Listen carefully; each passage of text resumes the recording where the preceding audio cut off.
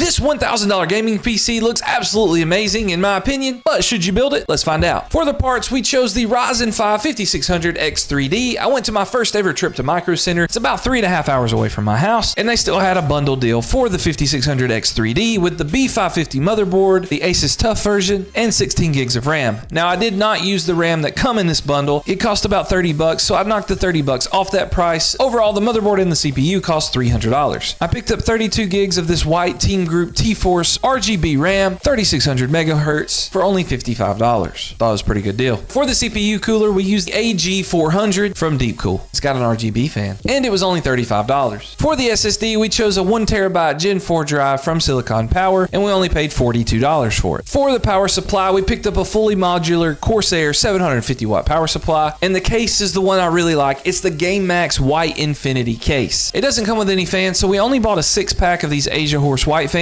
It was about $60 for the fans and about $70 for the case. That's $130 total. I think it looks pretty good. Let me know down in the comments what you think. And for the GPU, everyone's favorite part, we went with the 3060 Ti, but we got the GDDR6X version. That gives you a little bit extra performance over the first 3060 Ti that was released when they first come out. This one was released later on, and it's got GDDR6X. Okay, difference there. Good performance. Now, I didn't have a regular 3060 Ti to compare the two, but there are some videos out there on the internet, and they do a fantastic job. If you decide you like any of these PC parts, links will be down in the description. They are affiliate links, but let's see how good this PC performs before you make that decision. Now, all of these games, we tested them on both 1080p and 1440p so that you could have the best idea of what you might like to play. In Warzone 2.0 at 1440p with no DLSS, we got 75 to 80 FPS on the ultra preset settings. When we turned DLSS on, we got around 110 to 120. It's pretty good for 1440p. When we went to 1080p with ultra settings, no DLSS, we got around 120 FPS, but when we turned DLSS on, we got around 150 FPS. Halo Infinite still stands to be a pretty difficult game to run these days, so we only use the medium preset settings here to get a competitive experience because it is an FPS game. At 1440p medium presets, we got around 110 to 120 FPS, and at 1080p medium, we got around 150 to 160. Pretty awesome. In Apex Legends at 1440p, we got around 160 to 170 FPS on the max settings, and we got close to 200 when we maxed out the settings at 1080p. Now in Fortnite, we did something slightly different. At 1440p, we tried it on DirectX 12 first, and we used medium to low settings, but we put the view distance on epic. We got around 130 to 160 FPS. With the same settings at 1080p, DirectX 12, view distance epic, medium low for everything else, we got around 160 to 240. Then we tried 1440p on performance mode. I was kind of curious. I've never ran 1440p on performance mode on any of my PCs, so I was really wondering what it would do, and we got over 300 FPS, which is pretty awesome. On competitive settings, 300 FPS, 1440p, everything looked really awesome, so for this game, I think you would absolutely love to play it in that. DX11 was not the most smooth experience in the world. Even on the same settings we ran DX12 on, I would not recommend DX11 with this GPU. We tested out a couple CPU-based games like Valorant and Overwatch 2. In Valorant on the max settings at 1440p, we got over 300 FPS. I did not like this new map, but you know, it was all right. 300 FPS was awesome though. In Overwatch 2 at 1440p, ultra settings, no FSR enabled, no upscaling whatsoever. We got over 200 FPS. It was at 240 a lot, but Overwatch sometimes with all the abilities gets a little crazy. If you wanted to go to 1080p, you could get 240 locked real easy. And then finally, to stress out the GPU a little bit more, we did Cyberpunk 2077